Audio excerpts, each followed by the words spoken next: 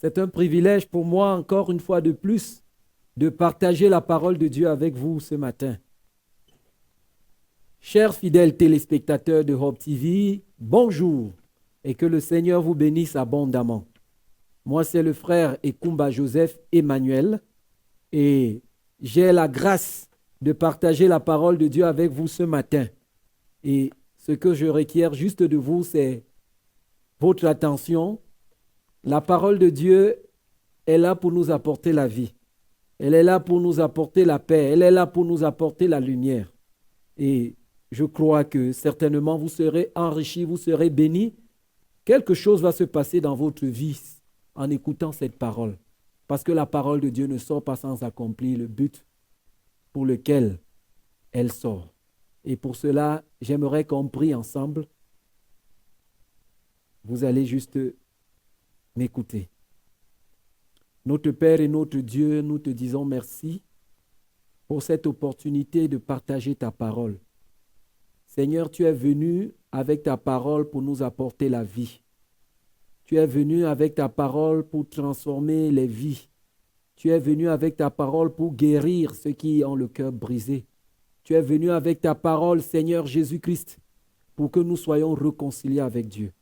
Père, dispose les cœurs ce matin à l'écoute de ta parole et que ta parole porte du fruit et du fruit qui demeure. Au nom de Jésus-Christ. Amen. Je disais tantôt, chers fidèles téléspectateurs de Hope TV, c'est un privilège, c'est un honneur pour moi de partager la parole de Dieu avec vous. Et le thème de notre message, c'est la nouvelle naissance. La nouvelle naissance. C'est un thème très important et c'est le thème le plus important dans la vie d'un homme. C'est l'expérience la plus importante dans la vie d'un homme. Parce qu'il y a deux naissances. Il y a la naissance par la chair, la naissance naturelle, et il y a la naissance spirituelle qu'on appelle la nouvelle naissance. C'est une expérience que ce ne sont pas tous les hommes qui la font, même si elle est présentée à tous les hommes, même si l'opportunité est accordée à tous les hommes de naître de nouveau, malheureusement, tous ne répondent pas. Mais nous allons parler de la nouvelle naissance. Beaucoup de personnes ne savent pas ce que c'est que la nouvelle naissance. Mais aujourd'hui, j'espère que tu vas comprendre et tu vas entrer dans l'expérience de la nouvelle naissance. Pour cela, nous allons nous appuyer sur le texte de Jean au chapitre 3, du verset 1 au verset 12. L'histoire de Nicodème. Jean chapitre 3, du verset 1 au verset 12. Mais il y eut un homme d'entre les pharisiens, nommé Nicodème, un chef des Juifs, qui vint lui auprès de Jésus de nuit et lui dit, « Rabbi, nous savons que tu es un docteur venu de Dieu, car personne ne peut faire ces miracles que tu fais si Dieu n'est avec lui. » Jésus lui répondit, « En vérité, je te le dis, si un homme ne naît de nouveau, il ne peut voir le royaume de Dieu. » Nicodème lui dit, « Comment un homme peut-il naître quand il est vieux? Peut-il rentrer dans le sein de sa mère et naître? » Jésus répondit, en vérité, je te le dis, si un homme ne naît d'eau et d'esprit, il ne peut entrer dans le royaume de Dieu. Ce qui est né de la chair est chair, ce qui est né de l'esprit est esprit. Ne t'étonne pas que je t'ai dit, il faut que vous naissiez de nouveau. Le vent souffle où il veut, et tu en entends le bruit, mais tu ne sais d'où il vient, ni où il va. Il en est ainsi de tout homme qui est né de l'esprit. Nicodème lui dit, « Comment cela peut-il se faire ?» Jésus lui répondit, « Tu es le docteur d'Israël et tu ne sais pas ces choses? En vérité, je te le dis, nous disons ce que nous savons et nous rendons témoignage de ce que nous avons vu, et vous ne recevez pas notre témoignage. Si vous ne croyez pas quand je vous ai parlé des choses terrestres, comment croirez-vous quand je vous parlerai des choses célestes? » Amen. Ici, c'est l'histoire de Nicodème et du Seigneur Jésus. La Bible commence par dire que Nicodème vint vers Jésus dans la nuit. Il vint rencontrer le Seigneur Jésus dans la nuit et il lui dit, « Rabbi, tu es un docteur venu de Dieu, parce que ces œuvres que tu accomplis, ce ne sont que des œuvres d'un homme qui a été envoyé par Dieu. » Pourquoi est-ce que Nicodème est venu vers Jésus dans la nuit? Nicodème était un docteur de la loi, il était un chef religieux. Et dans son clan de chefs religieux, ils n'acceptaient pas Jésus, ils ont rejeté le message de Jésus. Mais Nicodème, de peur d'être rejeté par son clan, de peur d'être rejeté par son environnement, il a eu peur, il a eu honte, il est venu vers Jésus dans la nuit. C'est le problème de beaucoup aujourd'hui. Aujourd'hui, ils ont honte de suivre la parole de Dieu. Aujourd'hui, ils ont honte de venir à Jésus. Aujourd'hui, ils ont honte d'écouter ou alors de se rapprocher de ceux qui partagent la parole de Dieu. Je ne sais pas ce qui te freine, mon frère. Beaucoup de personnes, quand on partage la parole de Dieu avec elles, pour elles, ces personnes sont des personnes folles qui ne savent pas ce qu'elles doivent faire dans la vie. Et quand l'opportunité leur est adressée d'écouter la parole de Dieu, très souvent, ils rejettent. Souvent, ces personnes trouvent que quand on partage la parole de Dieu avec elles, elles sont en train de perdre du temps inutilement. C'est une honte de se rapprocher des serviteurs de Dieu. C'est une honte de porter même la Bible. Nous sommes dans une génération où de plus en plus, les hommes ont honte de Dieu. Les hommes ont peur d'aborder la parole de Dieu. Des hommes ont peur d'être rejetés. Des hommes ont peur d'être persécutés. Des hommes ont peur de se rapprocher de ceux-là qui parlent de Dieu. Oui, pendant des moments de festivité, très souvent on entend des gens, peut-être quelqu'un célèbre un événement. Je prends un exemple banal de ce qu'on appelle la première communion. Il est supposé ce jour-là faire un acte où il se rapproche de Dieu, mais on constate que ce jour, c'est des musiques mondaines, c'est des musiques perverses qu'il suit. Pourtant, c'est une opportunité pour lui peut-être de mettre de la musique pour se réjouir. Mais ce jour, bien au contraire, c'est de la musique perverse qu'il écoute. Pourquoi? Parce que l'homme, surtout quand tout va bien, il ne veut pas la présence de Dieu, les frères. Il n'aime pas la présence de Dieu. Il a honte de Dieu. Nicodème, avec cette honte, il a peur. Il a eu peur de venir vers Jésus dans la journée. Il est venu vers Jésus dans la nuit. Et quand il est venu vers Jésus, il a dit à Jésus, « Rabbi, tu es un docteur venu de Dieu. » Parce que si quelqu'un, avec les œuvres que tu fais, certainement, tu es un homme qui est venu de Dieu. Mon frère, je veux te dire une chose. Le tout n'est pas de savoir que Jésus-Christ est un homme de Dieu. Le tout n'est pas de savoir que Jésus-Christ est venu de Dieu. Il y a beaucoup de personnes qui croient que Jésus-Christ est un prophète. Il y a beaucoup de religions qui reconnaissent Jésus-Christ comme prophète. Ils disent c'est un serviteur de Dieu comme tous les autres.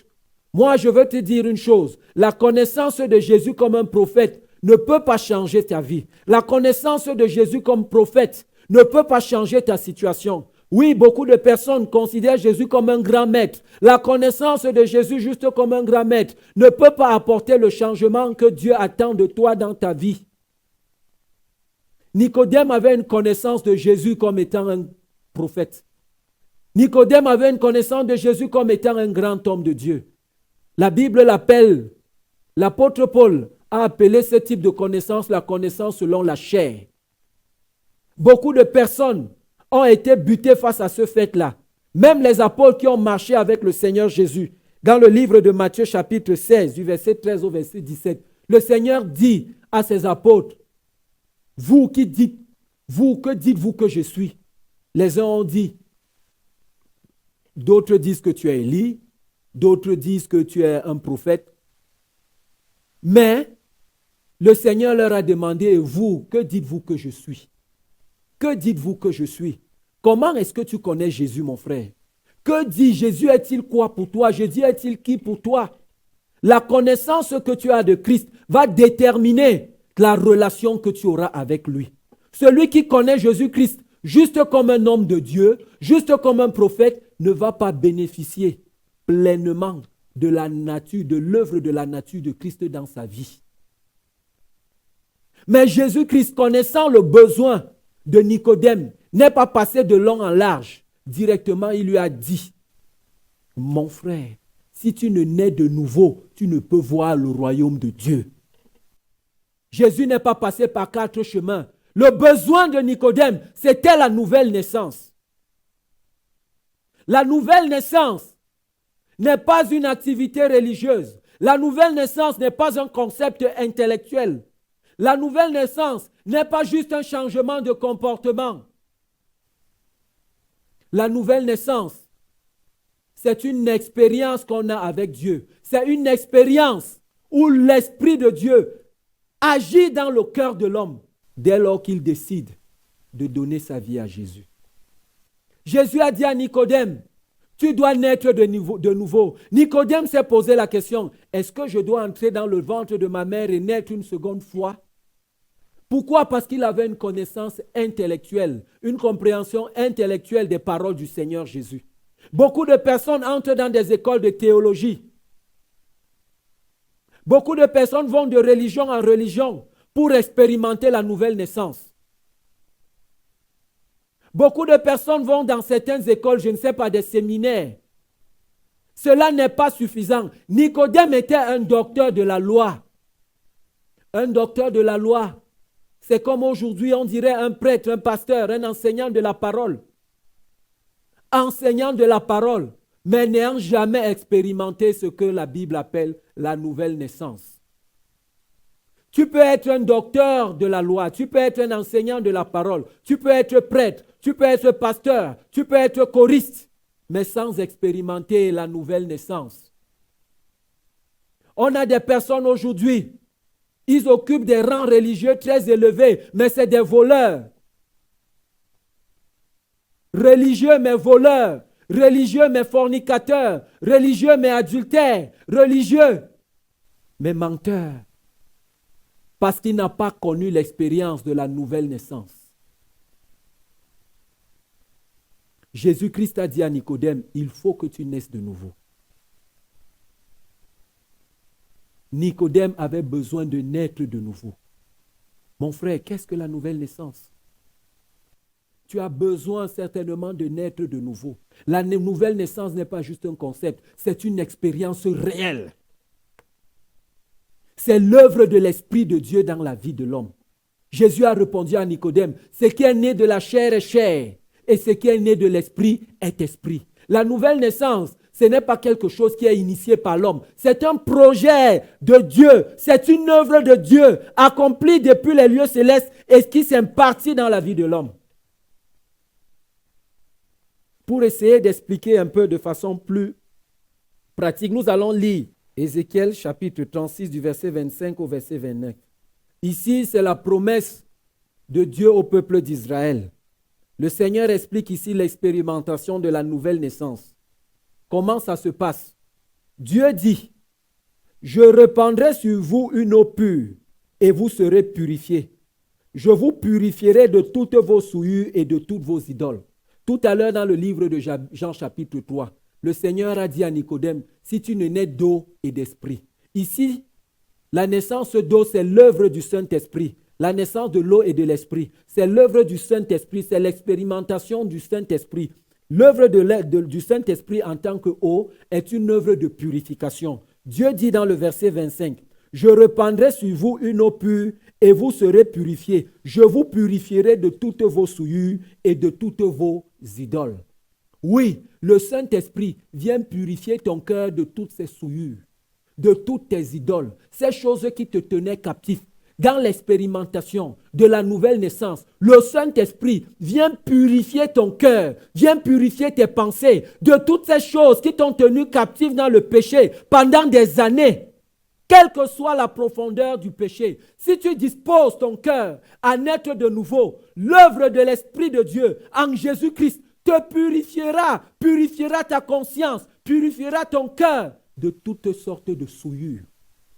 Il dit, je vous donnerai un cœur nouveau et je mettrai en vous un esprit nouveau. J'ôterai votre cœur de pierre et je vous donnerai un cœur de chair. Dieu s'engage lors de la nouvelle naissance de transformer le cœur de l'homme, quelle que soit la dureté de ton cœur, quelle que soit la captivité dans laquelle le péché te tient. Dieu s'est engagé par son esprit à briser en toi la dureté du cœur et te donner un cœur tendre, un cœur nouveau, un cœur sensible à son esprit, un cœur malléable entre ses mains. Aujourd'hui, on voit beaucoup des hommes au cœur dur, méchants, cruels, comme la Bible dit dans les derniers temps. Mais je veux te faire comprendre, mon frère, quelle que soit la dureté de ton cœur, quelle que soit l'horreur de ton péché, quel que soit ce que le péché a déjà produit dans ton cœur, l'Esprit de Dieu est capable de le briser. L'Esprit de Dieu est capable de te transformer. L'Esprit de Dieu est capable de te rendre sensible à la voix de Dieu. Il te donnera un cœur d'agneau. Il dit, je mettrai mon esprit en vous et je ferai en sorte que vous suiviez mes ordonnances et que vous observez et pratiquez mes lois. Amen. Dieu s'engage, étant conscient du fait que tu ne peux pas te changer, quelle que soit ta religion. Le Seigneur Jésus savait que Nicodème était un docteur de la loi et que la loi ne pouvait pas changer la vie de Nicodème. L'observation de la loi, toi, religieux, qui fais les efforts de faire tel nombre de prières, de faire tel nombre de sacrifices, ça ne peut pas changer ton cœur. Toi qui penses que ta position sur le plan religieux va te donner la vie éternelle, non, ça ne peut pas changer ton cœur. On voit aujourd'hui beaucoup de personnes qui se font appeler hommes de Dieu, pédophiles, homosexuels, fornicateurs. Ils ont des hauts rangs religieux, mais esclaves du péché parce qu'ils n'ont pas expérimenté la nouvelle naissance. À la nouvelle naissance, Dieu brise les chaînes du péché. Dieu brise la résistance du péché et Dieu donne un cœur nouveau. C'est pourquoi le Seigneur Jésus dit à Nicodème, si tu n'es né d'eau et d'esprit, l'eau vient purifier et l'esprit vient donner une nouvelle vie. Elle vient vivifier l'homme intérieur. Elle vient transformer l'homme intérieur et impartir Christ dans le cœur de l'homme. Et Nicodème a demandé, Seigneur, il a demandé au Seigneur, mais comment ça se fait? Jésus lui a dit, tu es un docteur de la loi, tu ne connais pas ces choses. Nous parlons de ce que nous savons, de l'expérience que nous avons eue. La nouvelle naissance est une expérience réelle. J'ai expérimenté la nouvelle naissance, j'avais l'âge de 18 ans. J'étais religieux. J'allais à l'église, j'étais baptisé, je devais être confirmé, communié et tout le reste. Mais malgré les efforts d'être de plus en plus religieux, j'étais esclave du péché. Le sexe opposé avait une influence très négative dans ma vie. À l'école, j'étais un tricheur et aussi très rebelle à mes parents. Mais un jour, fatigué de cette vie, fatigué de cet esclavage, j'ai dit au Seigneur, si tu me délivres du péché, si tu me délivres de l'immoralité sexuelle, Seigneur, je vais te donner ma vie. J'étais fatigué. Et Dieu, par sa grâce, a envoyé un ami qui lui était déjà né de nouveau. Il m'a parlé de Jésus. Et quand il m'a parlé de Jésus, immédiatement, j'ai expérimenté dans mon cœur une conviction du péché. Je me suis repenti. Et immédiatement, j'ai reçu, et je l'ai même ressenti, le pardon de Dieu. Une joie inexplicablement envahie. Et depuis ce jour, ma vie a été transformée. C'était une expérience réelle. Au-dedans de moi, j'ai senti la vie naître en moi. Mon cœur avait changé. Mon attitude avait changé. J'ai commencé à éprouver de plus en plus un désir de lire la parole de Dieu, une envie d'être dans la présence de Dieu. Un nouvel homme était né en moi. Un autre appétit était né en moi. C'est l'expérience de la nouvelle naissance. Et le Seigneur dit quelque part, en expliquant l'expérience de la nouvelle naissance à Nicodème, il dit, le vent souffle là où il veut. Tu ne sais là où il vient, ni là où il va. C'est pour dire que l'expérience de la nouvelle naissance, on ne la prévoit pas. On ne peut pas dire demain samedi, je vais naître de nouveau. Après demain mercredi, je vais naître de nouveau. Non. C'est Dieu qui te donne l'opportunité, comme il est en train de te donner l'opportunité à ce moment, mon frère. Saisis la main de Dieu qui se tend vers toi. Ça pourra être l'unique opportunité de ta vie. C'est Dieu qui décide de changer la vie de l'homme. C'est Dieu qui décide quand cette personne doit naître de nouveau. Ce n'est pas un projet qui est initié par toi-même. C'est un projet d'en haut. Dans d'autres versions, on dit naître d'en haut. Ce n'est pas un projet de la chair. Cela ne relève pas de tes capacités. C'est Dieu qui décide. Il dit, aujourd'hui, il faut que cette personne naisse de nouveau. Et Dieu, en ce moment, est en train de s'adresser à toi, mon frère. Il te donne cette opportunité de naître de nouveau, de te réconcilier avec lui. Il s'est engagé en ce moment de transformer ton cœur et de te donner un cœur nouveau. Veux-tu naître de nouveau? Veux-tu répondre à cet appel de Dieu? Il dit, voici, je me tiens à la porte et je frappe. Si quelqu'un entend ma voix et ouvre, j'entrerai, je souperai avec lui. Mon frère, tu es en train d'entendre la voix de Dieu. Dieu est en train de parler à ton cœur. Tu peux répondre à son appel. Tu peux naître de nouveau dès cet instant. Le Saint-Esprit est en train de souffler dans ton cœur. Il est en train de souffler autour de toi. Il est en train de te parler en ce moment. Ne le résiste pas. Ne renvoie pas ça à demain. Parce que c'est Dieu qui décide. Si Dieu a choisi que tu naisses de nouveau aujourd'hui, alors c'est le meilleur moment pour toi. Tu peux renvoyer à demain. Demain ne t'appartient pas. Mon frère, tu peux naître de nouveau en cet instant. Dieu veut changer ton cœur. Dieu veut te donner un esprit nouveau. Il veut te donner un cœur nouveau. Quelle que soit la laideur de ton péché, Dieu connaît mieux que toi tous les péchés que tu commets. Oui, il y a même des péchés conscients ou inconscients. Quelle que soit l'horreur, Dieu est au courant. Mais il ne vient pas te condamner. Il ne vient pas te rejeter. Il dit, le Fils de l'homme n'a pas paru afin de condamner le monde. Il n'est pas venu te juger. Il n'est pas venu te condamner. Il connaît ta vie de péché. Ce qu'il attend de toi, c'est que tu le reconnaisses, que tu te repentes et que tu le laisses transformer ta vie. Si tu crois au Seigneur Jésus, si tu crois en sa mort à la croix pour le pardon de tes péchés, et si tu crois en sa résurrection, qu'il est mort et ressuscité pour toi, alors tu peux naître de nouveau. Alors l'opportunité t'est accordée de le recevoir dans ta vie comme ton Seigneur et ton Sauveur. Les hommes seront jugés, pas à cause du fait qu'ils ont commis ou vécu dans le péché, mais les hommes seront jugés parce qu'ils ont eu l'opportunité d'être changés, mais ils l'ont rejeté. Mais je crois que toi, tu vas saisir cette opportunité. Tu vas saisir cette opportunité. Et tu vas expérimenter la nouvelle naissance.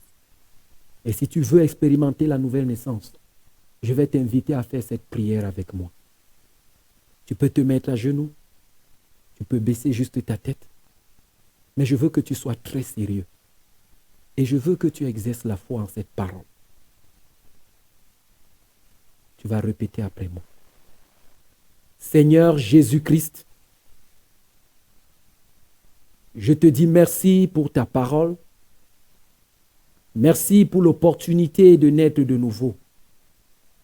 Seigneur, je te demande pardon pour tous les péchés que j'ai commis. Seigneur Jésus, j'ai été religieux par le passé.